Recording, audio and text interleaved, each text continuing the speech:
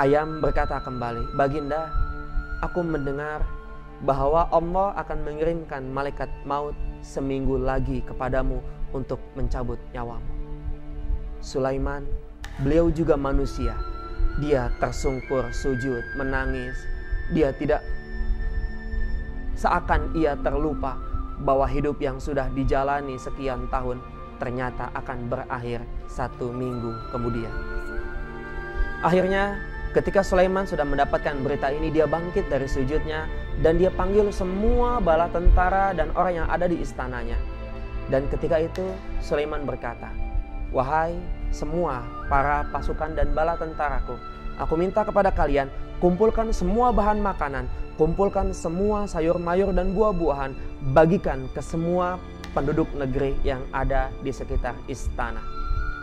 Akhirnya semua bala tentara dan pasukan berkunjunglah ke masing-masing rumah di sekitar istana untuk membagikan makanan, buah-buahan serta sayuran. Ternyata Sulaiman pun ikut mendatangi rumah-rumah tersebut, ikut mengetuk pintu, ikut mengucap salam, seraya memberikan dengan tangannya serta berkata, "Maafkan jikalau aku ada salah dan mohon doakan aku." Semua masyarakat yang menerima kebaikan Sulaiman bertanya-tanya, ada apa sebenarnya Sulaiman melakukan hal ini? Tapi Sulaiman merahasiakan apa alasan beliau melakukan ini. Akhirnya Sulaiman sudah siap untuk menantikan mautnya karena 1 minggu sudah tiba. Ketika Sulaiman sudah bersiap di atas sajadahnya dari sejak pagi, siang, sore, dan malam hari hingga di pagi hari, ternyata malaikat maut tidak juga kunjung datang. Sulaiman marah karena merasa dibohongi oleh ayam tersebut. Dipanggilah itu ayam. Dia bertanya, "Bukankah engkau katakan bahwa malaikat maut akan menjemput ke 1 minggu lagi?"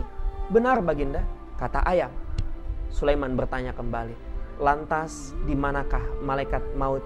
Karena hingga saat ini dia belum juga datang." Akhirnya ayam pun berkata, "Sabar, Baginda, mungkin macet di jalan. Sabar, Baginda, mungkin masih banyak yang harus dicabut nyawanya sehingga harus antri menunggu giliranmu." Akhirnya Sulaiman berkata, "Baik, aku tunggu 1 minggu kemudian." 1 minggu berlalu dan ternyata malaikat maut tidak kunjung datang. Bulan berlalu tidak juga kunjung datang. Dan ternyata usia Nabi Sulaiman terus bertambah. Hal ini ditanyakan oleh Sulaiman kepada Allah.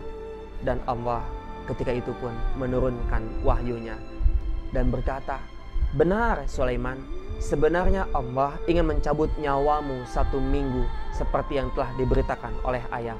Akan tetapi ketika engkau mengetahui bahwa kematianmu akan datang 1 minggu lagi dan engkau perpanjang silaturahmi, engkau datangi tetangga-tetanggamu, engkau berikan kebaikan kepada semua tetangga-tetanggamu, itulah yang menyebabkan usiamu diperpanjang kembali." Lihat para pemirsa, sama artinya bukan bahwa Allah berikan kepada kita keleluasaan untuk memperpanjang usia kita dengan cara silaturahmi. Dan Rasulullah pun telah sabdakan, "Man ahabba ayyubsatallahu fi rizqihi wa ayyun sa'alahu fi atharihi falyasil rahimahu." Barang siapa yang ingin dipanjangkan usianya, dimudahkan rezekinya, maka perpanjanglah silaturahmi. Maka para pemirsa sekalian dimanapun Anda berada, mulai saat ini yuk kita percayakan bahwa sesungguhnya Allah akan bertindak bergantung kepada kita. Ketika kita mau berusaha, Allah tentu akan kasih jalan kepada kita. Tapi para pemirsa sekalian, terakhir dari saya, mari kita lihat kepalan tangan kita kembali. Ternyata masih ada 1 garis yang tersisa dan tidak masuk dalam genggaman kita, bukan? Pertanyaannya adalah, bisakah kita menutup garis tersebut? Tidak. Ketika kita memaksa untuk menutup garis tersebut, kita tidak punya kemampuan. Pertanyaannya adalah, lalu garis apakah yang tidak masuk ke dalam genggaman kita? Garis itu disebut adalah garisnya Allah, kuasanya Allah yang tidak akan pernah bisa dicampuri oleh siapapun juga. Dengan berbekal tawakal kepada Allah, Allah akan berikan kemudahan bagi semua yang Allah ingin hadiahkan kepada kita.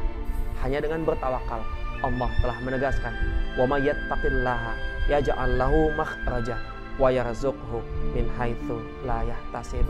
Dengan bertawakal kepada Allah, percayalah Allah akan bukakan pintu kemudahan dari yang tidak pernah diduga-duga. Terima kasih atas segala perhatian. Semoga kita tergolong menjadi hamba-hamba Allah yang senantiasa terus kuat dan bersemangat untuk bekerja dan terus berbuat. Berbuatlah, karena dalam perbuatan yang kita lakukan ada keberkahan Allah, ada kasih sayang Allah. Terima kasih atas segala perhatian. Mohon maaf atas segala kekurangan. Billahi taufiq wal hidayah. Wassalamualaikum warahmatullahi wabarakatuh.